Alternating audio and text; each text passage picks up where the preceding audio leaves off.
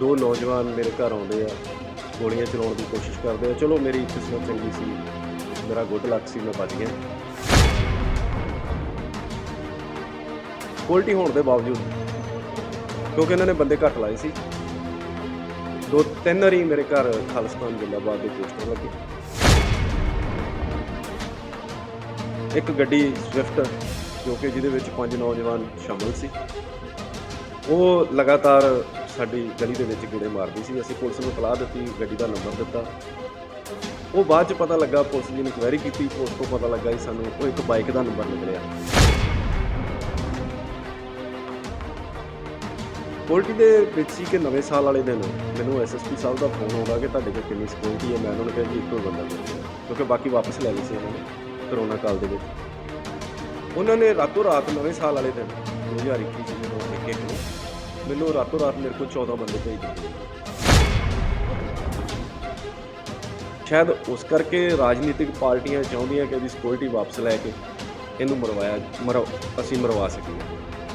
मैनूं लगदा कि हुण मेरी सिक्योरिटी वापस लैके कोई ना कोई मैनूं मरवाउण की कोशिश कर रहा, तो हमला जरूर होएगा, क्योंकि प्रशासन पुलिस मिल चुकी है। मैनूं लग रहा कि हुण कुछ ना कुछ करवाउणगे। मैनूं इन्हां तों बहुत ज़्यादा खतरा। जिंदे प्रति ਜਿਹੜੇ ਇੱਥੋਂ ਦੇ ਰਾਜਨੀਤਿਕ ਮੌਜੂਦਾ ਸਰਕਾਰ ਦੇ ਨੁਮਾਇੰਦੇ ਨੇ, ਉਹਨਾਂ ਨੂੰ ਚੀਜ਼ਾਂ ਹਜਮ ਨਹੀਂ ਹੋ ਪਾ ਰਹੀਆਂ। ਯਕਦਮ ਪੁਲਿਸ ਪ੍ਰਸ਼ਾਸਨ ਤੇ ਪੰਜਾਬ ਸਰਕਾਰ ਵੱਲੋਂ ਐਡੀ ਵੱਡੀ ਸਿਕਿਉਰਿਟੀ ਦੇਣ ਤੋਂ ਬਾਅਦ ਅੱਜ ਯਕਦਮ ਇਹਨਾਂ ਦੀ ਸੁਰੱਖਿਆ ਵਾਪਸ ਦਿੱਤੀ ਗਈ। इस तरह कामरेड बलविंदर सिंह ने होया, रातों रात उसकी सिक्योरिटी वापस करवा के अगले दिन ही उन्होंने मरवा दिता गया सी। मेरे नाल मैनूं लगदा कि मेरे नाल भी इस तरह होई।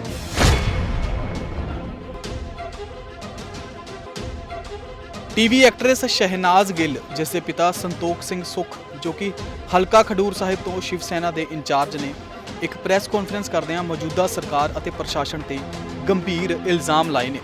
अपने ते होए उन्होंने हुण तक के सारे हमलिਆਂ ਨੂੰ ਬਿਆਨ ਕੀਤਾ ਹੈ ਤੇ ਨਾਲ ਹੀ ਦੱਸਿਆ कि उन्होंने मरवाउण की साजिश चल रही है। जी हाँ, शिव सेना के आगू ਅਤੇ शहनाज गिल के पिता संतोख सिंह सुख की अगवाई एक हंगामी प्रैस कॉन्फ्रेंस रखी गई, जिस दे विच वड्डे खुलासे करदਿਆਂ की इल्ज़ाम लाए गए तो की जानकारी दी गई। सुनो जरा। 2019 ਦੇ ਵਿੱਚ मैं मैंबर ऑफ पार्लीमेंट की इलैक्शन लड़ी सी शिव सेना वालों। उस तो बाद जो इलैक्शन खत्म होंदी है, दो नौजवान मेरे घर आते हैं, गोलियां चलाने की कोशिश करते हैं। चलो मेरी किस्मत चंगी सी, एक मेरा गुड लक सी, मैं बच गया। बाद विच पुलिस वालों सिक्योरिटी दित्ती जाती है मैनूं।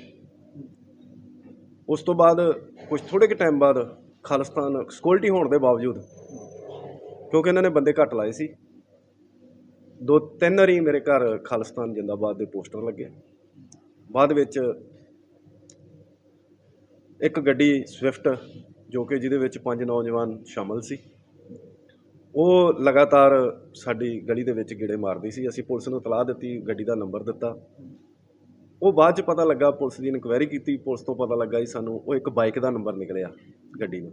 चलो वो कार्रवाई कर रही है पुलिस, पता नहीं उन्होंने की कि नहीं की। बाद सिक्योरिटी दे विच सी कि नवें साल वाले दिन मैनूं SSP साहब का फोन आउंदा कि तुहाडे कोल किन्नी सिक्योरिटी है। मैं उन्होंने कहा जी इक्को बंदा मेरे कोल, क्योंकि बाकी वापस लै लई सी उन्होंने करोना काल दे विच। उन्होंने रातों रात नवें साल वाले दिन 2021 जो 1 नूं मैनूं रातों रात मेरे को 14 बंदे भेज दिंदे है जी कि हाँ, कहिंदे सी कोई थ्रैट आया, तुहानूं कोई मारन की कोशिश कर रहा। वो बंदे असीं गिरफ्तार कीते आ कि जां मैनूं ज़्यादा दस्सिया नहीं कि तुहानूं खतरा, तुसीं मैनूं दस्से तो बगैर घरों बाहर भी नहीं जाना। 8वें महीने की गल है जी। कोई 2-3 नौजवान जो मोटरसाइकिल ते साडा पिछा कर रहे सी, मैं अपने 3 गनमैनां नाल जा रहा सी तरनताਰਨ साहब नूं। वो इन्होंने शक दे विच उन्हां नूं रोकिया, कदी अग्गा पिछा कर रहे सी। जदों उन्हां दी तलाशी लई गई, उन्हां कोल एक बाइक भी चोरी दी निकली, एक पिस्टल 6 रौंद जिन्हां नूं इन्हां ने पुछगिछ कीती गनमैनां ने। उन्हां ने दस्सिया कि असीं तुहाडे ते हमला करना सी। वो असीं फड़ के पुलिस नूं भी दित्ते आ। उन्हां दीयां तस्वीरां, पिस्टल, रौंद, 3 नौजवान ਖਲਚੀਆਂ ਥਾਣੇ ਦੇ ਵਿੱਚ ਅਸੀਂ ਉਹਨਾਂ ਨੂੰ ਦੱਸਿਆ, ਜਿਹਦੇ ਵਿੱਚੋਂ ਇੱਕ ਬੰਦਾ ਛੱਡ ਵੀ ਦਿੱਤਾ ਗਿਆ ਜਿਹਦੇ ਕੋਲ ਪਿਸਟਲ ਸੀ। ਬਾਅਦ ਦੇ ਵਿੱਚ ਹੁਣ ਕੋਈ ਜਿਸ ਤਰ੍ਹਾਂ ਕਿਸੇ ਨਾਲ ਨਾਇਨਸਾਫੀ ਹੁੰਦੀ ਆ, ਅਸੀਂ ਉਹਦੇ ਲਈ ਲੜਦੇ ਹਾਂ, ਭਾਵੇਂ ਉਹ ਕੋਈ ਮਾਮਲਾ ਹੋਵੇ। ਸ਼ਾਇਦ ਉਸ ਕਰਕੇ ਰਾਜਨੀਤਿਕ ਪਾਰਟੀਆਂ ਚਾਹੁੰਦੀਆਂ ਕਿ ਇਹਦੀ ਸਿਕਿਉਰਿਟੀ ਵਾਪਸ ਲੈ ਕੇ ਇਹਨੂੰ ਅਸੀਂ ਮਰਵਾ ਸਕੀਏ।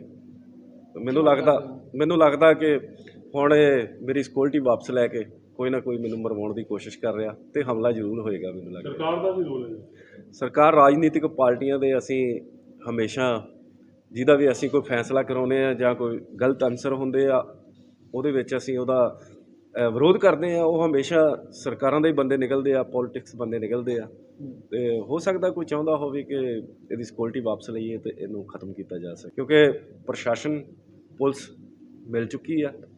ਮੈਨੂੰ ਲੱਗ ਰਿਹਾ ਕਿ ਇਹ ਹੁਣ ਕੁਛ ਨਾ ਕੁਛ ਕਰਵਾਉਣਗੇ। ਮੈਨੂੰ ਇਹਨਾਂ ਤੋਂ ਬਹੁਤ ਜ਼ਿਆਦਾ ਖਤਰਾ। ਹੁਣ ਕੀ ਮੰਗ ਕਰਦੇ? ਮੈਂ ਮੰਗ ਕਰਦਾ ਕਿ ਮੇਰੀ ਜਿਹੜੀ ਸਿਕਿਉਰਿਟੀ ਵਾਪਸ ਲਈ ਗਈ ਆ ਉਹ ਵਾਪਸ ਦਿੱਤੀ ਜਾਵੇ। ਉੱਚ ਅਧਿਕਾਰੀਆਂ ਨਾਲ ਕੋਈ ਗੱਲਬਾਤ ਹੋਈ ਪੁਲਿਸ ਨਾਲ? ਹਾਂਜੀ, ਮੇਰੀ SSP ਸਾਹਿਬ ਨਾਲ ਗੱਲ ਹੋਈ, ADGP ਸਾਹਿਬ ਨਾਲ ਗੱਲ ਹੋਈ। ਪਹਿਲਾਂ ਉਹਨਾਂ ਨੇ ਬੜੀ ਫਰੈਂਡਲੀ ਗੱਲ ਕੀਤੀ ਸੀ, ਬਾਅਦ 'ਚ ਲੇਕਿਨ ਉਹਨਾਂ ਨੇ ਫੋਨ ਚੁੱਕਣਾ ਬੰਦ ਕਰਤਾ। ਕੀ ਸਮਝਦੇ ਕਾਰਨ ਕੀ ਸਮਝਦੇ? ਹੋ ਸਕਦਾ ਉਹਨਾਂ ਨੂੰ ਕੋਈ ਰਾਜਨੀਤਿਕ ਦਬਾਅ ਆ ਗਿਆ ਹੋਵੇ। ਜੇ ਨਹੀਂ ਮਿਲਦੀ ਸਿਕਿਉਰਿਟੀ ਫੇਰ ਕਰੋਗੇ? ਇੱਕ ਤੇ ਉਹਨਾਂ ਵੱਲੋਂ ਕਹਿ ਕੇ ਅਸੀਂ ਪ੍ਰਦਰਸ਼ਨ ਕਰਾਂਗੇ। ਬਿਲਕੁਲ ਜੀ, ਅਸੀਂ ਮੰਗਲਵਾਰ ਤੱਕ ਉਡੀਕ ਕਰਾਂਗੇ। ਅਗਰ ਸਿਕਿਉਰਿਟੀ ਵਾਪਸ ਆ ਗਈ ਠੀਕ ਆ, ਨਹੀਂ ਤਾਂ ਬਿਆਸ ਪੁਲ ਹਾਈਵੇ ਜਾਮ ਕੀਤਾ ਜਾਏਗਾ।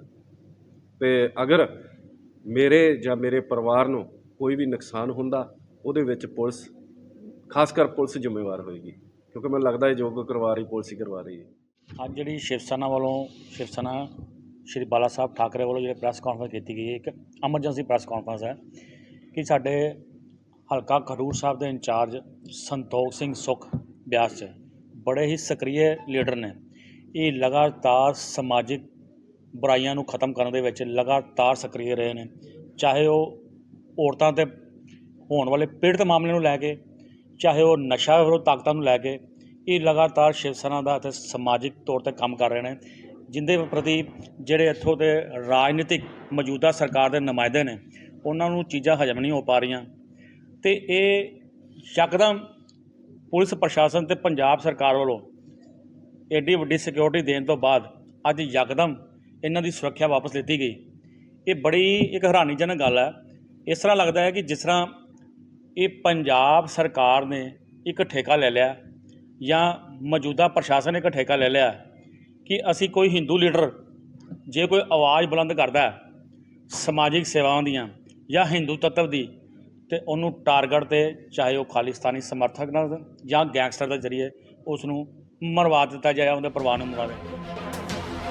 ਸੋ ਇਸ ਮੌਕੇ ਪੰਜਾਬ ਯੂਥ ਪ੍ਰਧਾਨ ਸੰਜੀਵ ਭਾਸਕਰ ਅਤੇ ਲੋਕ ਸਭਾ ਹਲਕਾ ਖਡੂਰ ਸਾਹਿਬ ਇੰਚਾਰਜ ਸੰਤੋਖ ਸਿੰਘ ਸੁੱਖ ਨੇ ਉੱਚ ਪੁਲਿਸ ਅਧਿਕਾਰੀਆਂ ਨੂੰ ਕਿਹਾ ਕਿ ਜੇਕਰ 16 ਨਵੰਬਰ ਤੱਕ ਉਹਨਾਂ ਦੀ ਸਿਕਿਉਰਿਟੀ ਵਾਪਸ ਨਾ ਕੀਤੀ ਗਈ ਤਾਂ 17 ਨਵੰਬਰ ਨੂੰ ਸ਼ਿਵ ਸੈਨਾ ਬਿਆਸ ਹਾਈਵੇ ਤੇ ਪ੍ਰਦਰਸ਼ਨ ਕਰੇਗੀ। ਸੋ ਹੁਣ ਦੇਖਣਾ ਇਹ ਹੋਵੇਗਾ ਕਿ ਪੰਜਾਬ ਸਰਕਾਰ ਅਤੇ ਪ੍ਰਸ਼ਾਸਨ ਵੱਲੋਂ ਉਹਨਾਂ ਦੀ ਸਿਕਿਉਰਿਟੀ ਮੁੜ ਤੋਂ ਵਾਪਸ ਲਾਈ ਜਾਂਦੀ ਹੈ ਜਾਂ ਨਹੀਂ। ਬਿਆਸ ਤੋਂ ਗੁਰਦਰਸ਼ਨ ਸਿੰਘ ਪ੍ਰਿੰਸ ਦੀ ਰਿਪੋਰਟ, ਡੇਲੀ ਪੋਸਟ ਪੰਜਾਬ। ਆਖਰੀ ਮੌਕਾ ਉਹ ਸਟੂਡੈਂਟਸ ਵਾਸਤੇ ਜਿਨ੍ਹਾਂ ਦੀ ਐਪਲੀਕੇਸ਼ਨ ਕੈਨੇਡਾ ਲਈ ਪਹਿਲੇ ਰਿਜੈਕਟ ਹੋ ਚੁੱਕੀ ਹੈ। ਕੋਰਸ ਪ੍ਰੋਗਰੈਸ਼ਨ ਨਹੀਂ ਸੀ ਜਾਂ ਕੋਰਸ ਰੈਲੇਵੈਂਸੀ ਨਾ ਹੋਣ ਕਰਕੇ ਰਿਜੈਕਟ ਹੋ ਚੁੱਕੀ ਹੈ। ਫੋਨ ਚੱਕੋ, ਕਾਲ ਕਰੋ 90419 90419। ਹੁਣ ਇਹ ਆਖਰੀ ਮੌਕਾ ਗਵਾ ਨਾ ਲੈਣਾ।